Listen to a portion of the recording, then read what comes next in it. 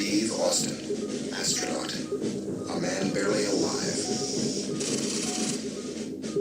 Gentlemen, we can rebuild him. Hollywood often sells a perfect dream, yet its secrets can cut deeper than any camera flash. Lee Majors, celebrated as a $6 million man, seemed invincible, and Farrah Fawcett, whose megawatt grin melted hearts worldwide, looked untouchable. Together they radiated star power, yet behind their linked arms waited a heartbreak no fan ever suspected. Years before the press wrote about their ups and downs, Lee and Farrah were simply two hungry actors chasing bright lights and small paychecks. Lee, born Harvey Lee Erie in cold Michigan, then raised among Kentucky hills, grew lean and strong playing football, and that stoic strength caught a producer's eye. A single role in the Big Valley placed him beside legend Barbara Stanwyck, and audiences cheered his calm presence every week. Farrah's path glimmered under Texas sunshine. She won beauty contests while still in school, and with a single brave leap, she moved to Los Angeles, hugging her parents at the airport and promising to make them proud. Photographers loved her golden hair that seemed to sparkle in natural light, and every snapshot hinted at a huge future. A mutual friend invited both stars to a Hollywood Hills party in the late 60s, and the room buzzed when they first spoke. Witnesses swear the chemistry was instant, as if two puzzle pieces finally clicked. Lee was thoughtful and protective, while Farrah laughed easily and teased him about his shy smile. In that moment, friends predicted wedding bells, and they were right. The couple married in 1973 on a cloud of hope, believing their shared love would outlast every spotlight. Soon after, Lee landed the part of Colonel Steve Austin, a man rebuilt with bionic power, and television exploded with excitement. Lunchboxes, comic books, even Halloween costumes carried his famous face, and children begged parents to let them stay up past bedtime to watch the show. During that same season, Farrah's modeling career burned hotter than the California sun. She starred in shampoo commercials where her hair flipped in slow motion, graced magazine covers with confident eyes, and landed guest roles that showed she could act as well as pose. Reporters asked her about married life, and she always praised Lee for being steady and supportive. Outwardly, life sparkled like a diamond, yet tiny fractures appeared in private. Film sets kept Lee under bright lights nearly 6 days each week, while Farrah darted from audition to photo shoot, trying to seize every chance before it vanished. Dinner plans were canceled, birthdays celebrated by phone, and goodnight kisses turned into lonely texts left unread until dawn. Lee clung to hope, remembering his parents' firm belief that marriage means forever. He cooked late suppers, left handwritten notes on the kitchen counter, and promised himself that the storm would pass. Fame, however, often changes speed without warning, and Farrah's rocket was preparing for liftoff. In 1976, Charlie's Angels exploded onto television screens, and Farrah became more than a cast member. She became an icon.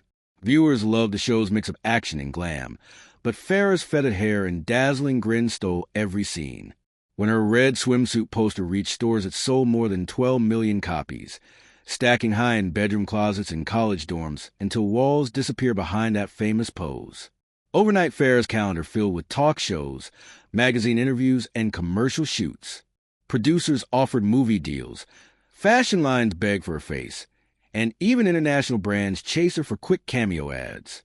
Lee cheered from the sidelines at first, proud of her success, yet the tidal wave of demands left him watching from farther and farther away. He tried to rescue their routine with a small request. According to crew members, Lee asked that Farrah's call time shift just 2 evenings a week, so they could share a simple meal together. Farrah refused kindly but firmly, worried people would say she leaned on his status. That declaration of independence, while admirable, sliced deeper than any tabloid rumor. Lee later told a reporter that during her wildest year, he saw his wife no more than 2 full days each week, and even those hours felt hurried. Their once warm living room now echoed with silence, a reminder that love needs time in order to breathe. The real pain was not caused by bright lights or cheering fans. It came from what all that fuss symbolized. Farrah's runaway fame signaled new goals, new circles of friends, and less space for quiet moments. The girl who once held Lee's hand at the beach was now guiding a multi-million-dollar brand, and she could not slow down. Lee, raised on old-fashioned values, felt marriage was a lifelong promise. Farrah, reinventing herself in front of cameras, believed she had to follow the momentum or be forgotten. Neither tried to wound the other. Yet success often demands sacrifice, and their union proved to be the first payment. Just when observers thought tension had peaked, an even bigger shock hovered on the horizon, waiting to shatter what remained. The world would soon witness private pain spilled into public view, and no glossy magazine spread could hide the damage. By the close of the 70s, the distance between Lee and Farrah had grown wider than any studio lot. They still signed autographs as husband and wife, but inside their share house lived two separate lives, divided by fame, long workdays, and the quiet heartbreak of missed chances. Two stars once blazed together, yet soon hurtled through completely different galaxies. Farrah's calendar overflowed with shoots, talk show sofas, and shiny branding deals, while he kept strapping on his bionic hero suit for the $6 million man, feeling his real life crumble in the shadows. He booked every spare hour for dinner dates, surprise flowers, even quiet chats arranged by mutual friends, praying their spark would roar back to life.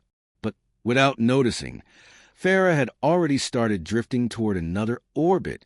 Then came the blow no scriptwriter could invent, carried by one very familiar face. Ryan O'Neal was not some random admirer. He was a fellow actor, a peer Lee once trusted like a brother. So when glossy photos showed Ryan and Farrah holding hands under flashbulbs, the sting was instant and personal. Farrah and Ryan's romance exploded across headlines so loudly that no one could look away. Hollywood's hottest new pair screamed to magazines. Late-night hosts cracked jokes. Paparazzi camped outside restaurants. To curious fans, it was juicy gossip, but to Lee it felt like a knife twisting in slow motion. Friends swear Lee was blindsided. No phone call, no gentle warning. Only that cruel morning when the tabloids landed on every doorstep. Seeing Farrah with a man he once welcomed into his own circle made the betrayal feel final and unforgivable. Whispers claimed the affair began while Lee and Farrah were still patching their marriage, yet the exact date stayed foggy. What stayed crystal clear was Lee's humiliation. He felt hurt as a husband and wounded as a man who thought their shared story was sacred. Farrah never denied the new love. Cameras caught her and Ryan at premieres, ball games, even grocery runs, and quickly the press crowned them Hollywood royalty. But even in those smiling images, an awkward undertone lingered, a silent reminder that something precious had shattered. Lee refused to punch back. He never named names, never fired off angry sound bites. Instead, he did the loudest thing he could imagine. He vanished. Red carpet invites went unanswered. Personal questions and interviews met a gentle smile and a fast subject change. To casual observers, he looked fine, yet friends knew deeper damage had been done. He had not only lost a wife, he had lost trust, privacy, and faith in the story they once wrote together. With Ryan's face now glued to the wreckage of his marriage, forgiveness felt impossible. Rather than light any fires, Lee stepped out of Farrah's world completely. When Hollywood expected to tell all, he delivered pure silence. No memoir, no late-show confession, no sneaky quotes, just a man disappearing behind his work. By the time lawyers stamped the divorce papers in 1982, 9 years after their dream wedding, Lee's heart had already packed up and left. Television movies and new series kept him visible, yet friends whispered that the old spark never truly returned. He scored another hit with The Fall Guy, staying on prime time for seasons, but behind the scenes he carried a quiet heaviness. Farrah, meanwhile, leaned into fame with everything she had. Her roller coaster romance with Ryan filled tabloids for years. Breakups 1 month, tearful reunions the next, always under bright lights. It felt like her emotions had become public property, the exact opposite of the guarded man she left behind. What shocked many was how completely Lee vanished from her storyline. Charlie's Angels reunion? He skipped it. Award shows? Not in sight. It did not feel like bitterness, more like self-defense, as if he feared any glimpse of her would reopen a wound that never quite healed. When rare interviewers tiptoed toward Farrah's name, Lee answered politely, then pivoted away. He once admitted he never watched Charlie's Angels during its run. Too painful, he confessed, unable to bear seeing her glow on screen, while remembering what had slipped through his fingers.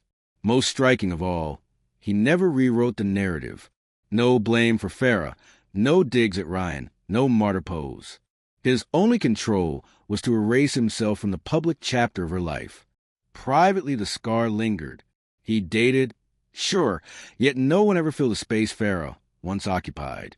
Nearly 2 decades passed before he considered marriage again, and friends noticed a new guarded layer around his once easygoing charm.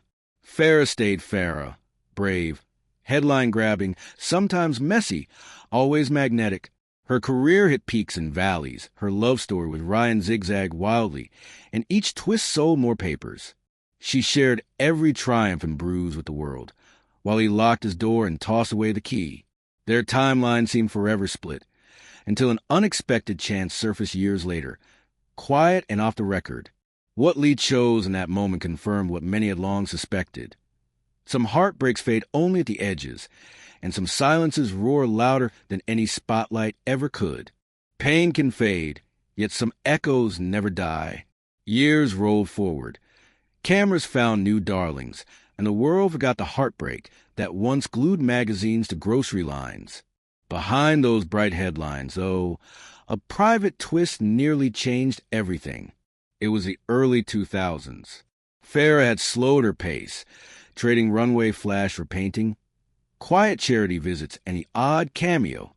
Ryan O'Neal drifted to the edge of her circle, and for the first time in ages, she felt space to breathe. Lee had changed, too. The daredevil who bounced off speeding cars in the 70s now spoke with calm wisdom earned from decades on set. He enjoyed guest roles, golf mornings, and peace. A longtime friend saw a chance. What if the two halves of that famous couple met for one low-key lunch? No cameras, no headlines, just coffee and maybe laughter. Word reached Farrah, and reports say her eyes welled up. Time had melted much anger, and part of her still cared about the man who once called her his whole universe. Lee listened. He weighed the idea like a fragile glass. Yes, he missed the girl who ran lines with him in the kitchen, but he also remembered nights filled with empty silence and cruel headlines. In the end, he whispered a soft no, not from hate, but from survival. He could not reopen a scar that had finally closed. Soon after, sorrow hit harder than any stunt fall. Doctors found a rare and brutal cancer in Farrah. She faced it with fierce bravery, filming a diary that stripped away every sparkle of fame. Viewers around the globe cried as they watched her shave her famous hair and fight for each breath. During the storm, Lee stayed quiet.